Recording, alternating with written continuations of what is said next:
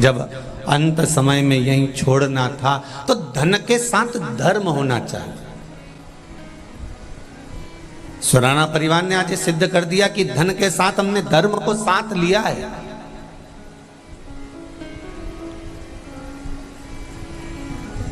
भजन, कीर्तन, स्मरण, मंत्र जाप, नाम जाप। हम ये नहीं कहते कि तुम राम जपो कि कृष्ण जपो कि शिव जपो कि तुम ये जपो, तुम्हारी मर्जी पड़े उसको जपो। यहाँ तो सनातन धर्म में तो बफेट लगा हुआ है, तुम्हारी मर्जी पड़े 33 कोटि देवताएं, तुम्हारा मन पड़े जिसको जपो। राम जपना हो राम, कृष्ण जपना हो कृष्ण, शिव जपना हो शिव, ऋषभ जपना हो ऋषभ, बालाजी जपना हो बालाजी, देवी जपना हो देवी, तुम्हारी मर्जी पड़े जो जपो, पर अपने दिल से जपना, हृदय से जपना, मन से जपना।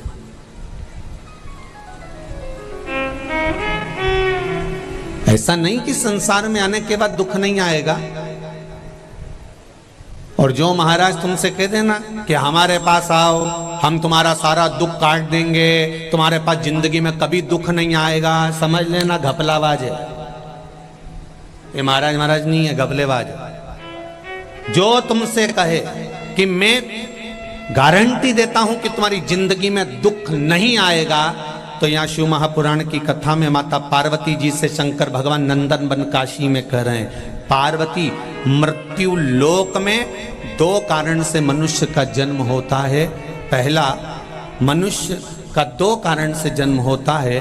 पहला कारण है कि भगवान का भजन करना, और दूसरा कारण है अपने कर्म का भोग भोगना। जब कर्म का भोग भोगने के लिए हमारा मृत्यु लोक में जन्म हुआ है, जब कर्म का भोग भोगने के लिए हम पृथ्वी पर आए हैं, तो कोई कैसे कह सकता है कि तुम बिल्कुल मैं बैठा हूं और गारंटी देता हूं और तेरे जीवन में दुख नहीं आएगा और तेरे जीवन में दुख नहीं आने दूंगा, तो ये व्यर्थ की बात है। आए हो मनुष्य लोक में, इस मानव का शरीर मिला है, परिवार मिला है, कुटुंब मिला है, रिश्ते नाते मिले हैं, तो दुख तो थोड़ा ना थोड़ा आएगा।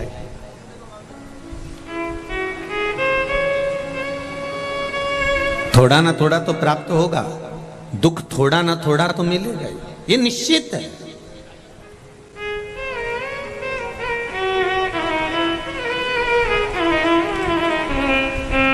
जो डनलप के गद्दे पर सोते हैं और बादाम काजू खाते हैं,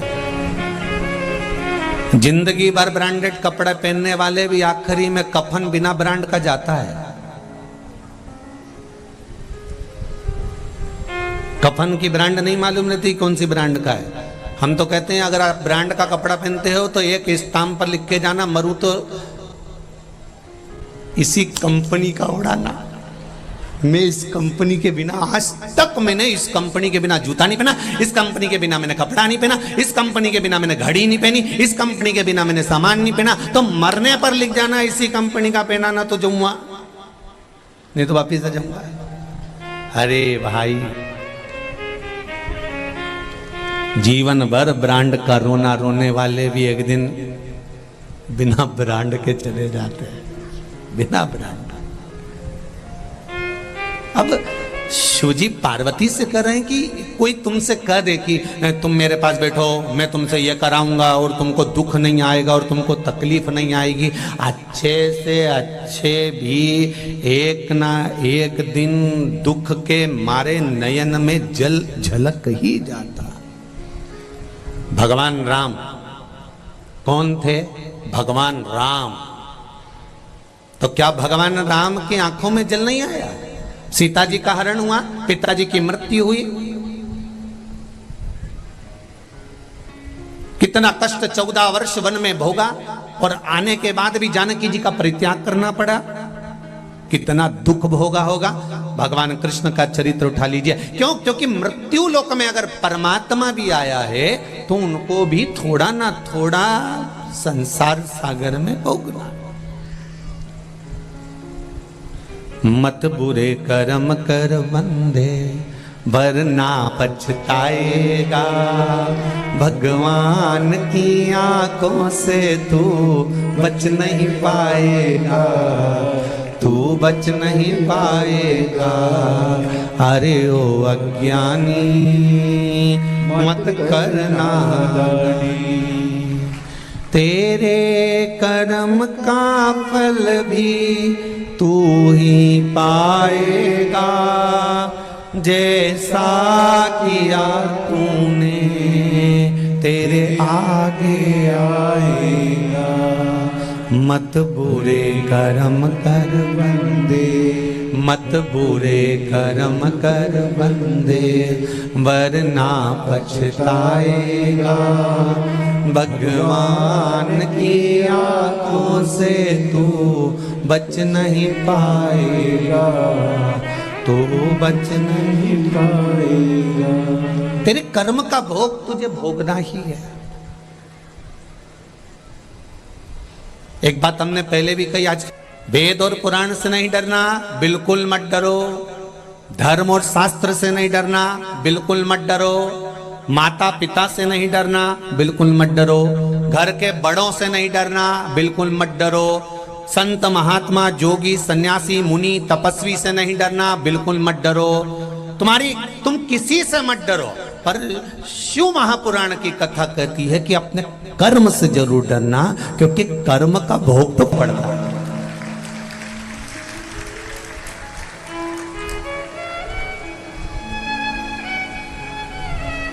सीता जी ने एक चिड़िया को कैद में रखा था, तो माता जानकी को कैद में रहना पड़ा। राम जी ने छुपकर बाण मारा था उस बाली को, तो कृष्ण अवतार में बाली ने छुपकर बाण मारा था भगवान कृष्ण के चरण में। कर्म का भोग तो भोगना। बमूल का पेड़ लगाओगे तो बमूल ही आएगा, और आम का लगाओगे तो आम ही आएगा। हाँ, अभी अभी थोड़ा सा जो नर्सरी है ना, नई नई नर्सरी में ऐसा हो रहा है कि बमूल के पेड़ में भी आम पैदा कर दे रहा है। ये नई नर्सरी है। तो हमने पूछा ये कैसे हुआ, तो कहा ये बमूल के पेड़ में ऐसा कट लगाया, उसमें आम का पौधा ऐसा फंसा दिया, और फंसाने के बाद में उसमें हमने आम पैदा कर दिया। देखो गुरुजी, हमने पूरी कहावत चेंज कर दी कि बमूल के पेड़ में भी हम आम पैदा कर सकते हैं। तो हमने कहा हम भी तो वही कर रहे हैं। कलयुग में शिव युग लिया है, और इससे बढ़कर क्या चाहिए।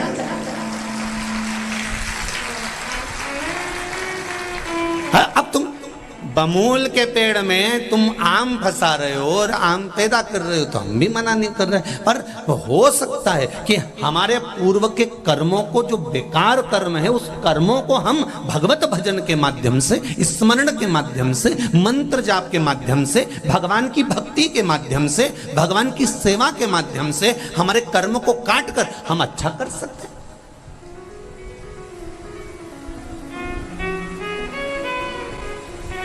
दुख बहुत सारा है, उस दुख को काटना इतना सरल बात नहीं है, पर धीरे धीरे कटेगा ये निश्चित है। एक कटोरा भरकर कोई तुमको घी दे दे, इतना बड़ा भगोना भरकर, कटोरा भरकर, और कहे कि लो साहब इतना घी तो तुम्हें पीना ही पड़ेगा, तो तुम पी नहीं सकते। नहीं साहब, हमारे बस का नहीं, इतना कटोरा भरकर घी कोई पिया, हमसे नहीं पीते बनेगा। फिर क्या करोगे, तो कोई चतुर गुरु के पास जाओगे, तो वो गुरु कह देगा एक काम करो, कटोरा भरकर घी है और उसको पीना है, तो एक काम करो, उसको आटे में सेको, आटे में मिलाओ और उसका सीरा बनाओ, उसका हलवा बनाओ। सीरा हलवा बनाओगे तो एक कटोरा घी क्या, 2 कटोरा घी भी सीरे में, हलवे में तुम खा सकते हो। उसी तरह दुख अगर बड़ा है, कटोरा भरकर दुख है, तो उस दुख को डायरेक्ट नहीं पी सकते, उस दुख को तुम इतनी जल्दी निवारण नहीं कर सकते, उस दुख को तुम इतनी जल्दी समाप्त नहीं कर सकते। इसलिए एक काम करो, कटोरा भरकर अगर घी है और नहीं पी सकते, तो उसको आटे में सेक कर, हलवा बनाकर, सीरा बनाकर खा जाओ। एक कटोरा घी आराम से खा जाओगे, पर डायरेक्ट नहीं पी सकते। उसी तरह दुख एक कटोरा भरकर है, वो समाप्त नहीं हो रहा, तो उसको भगवान शंकर की शरणागति में ले जाकर छोड़ना चालू करो, उसको भी आटे में सेकना चालू करो, थोड़ा भजन चालू करो, थोड़ा कीर्तन चालू करो, थोड़ा मंत्र जाप चालू करो, थोड़ा स्मरण चालू करो, थोड़ा भगवत भजन करना चालू करो, और उसमें मिलता जाएगा दुख, थोड़ा थोड़ा दुख मिलता जाएगा, तो वो दुख तुम झेल सकोगे और जीवन में फिर खुशियां सम्मुख में आ जाएगी। फिर दूर नहीं वो प्रसन्नता के दिन, फिर दूर नहीं है।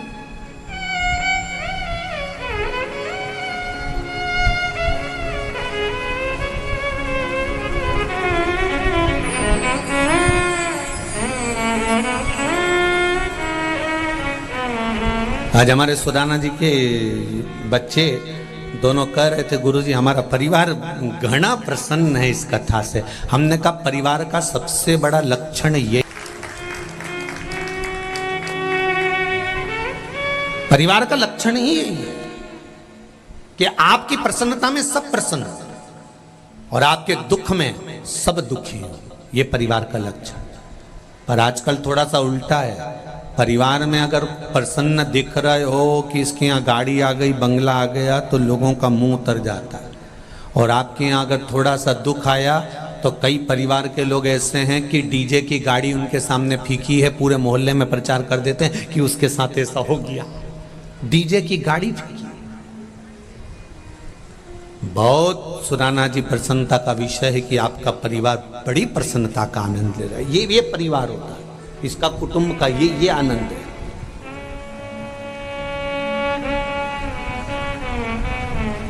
ये सुख है।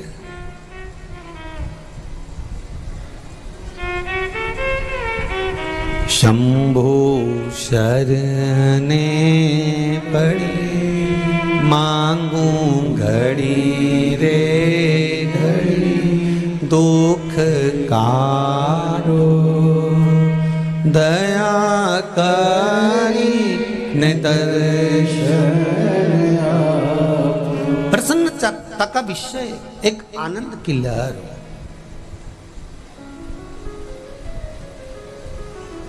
जितने लोग कथा में बैठे हैं बालाजी सरकार के इस धाम में, जितने लोग टीवी पर सुन रहे हैं, आस्था चैनल पर, जितने फेसबुक यूट्यूब पर सुन रहे हैं, दिल से बाबा को याद करना, दिल से। और दिल से कहना, बाबा पितृपक्ष की कथा, श्री हनुमत शिव महापुराण की कथा सुन रहे हैं। जैसे माता अंजना के तप और बल के कारण बस श्री हनुमान जी महाराज प्रकट हुए थे उनके दुख को काटने के लिए, ऐसे ही हमारे दुख काटने के लिए बालाजी आप भी सालासर से हमारे घर में प्रवेश करिए और हमारे दुख को काट दीजिए। अब कहो उनसे, सुनेंगे।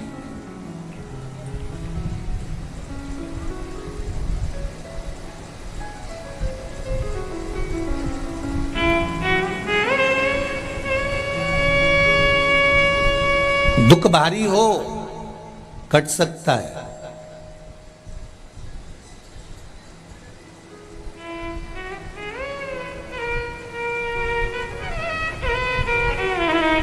महाराज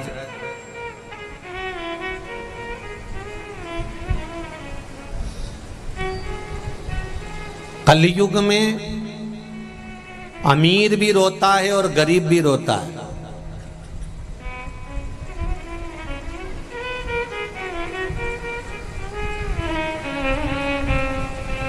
इस कलयुग में अमीर भी रोता है और गरीब भी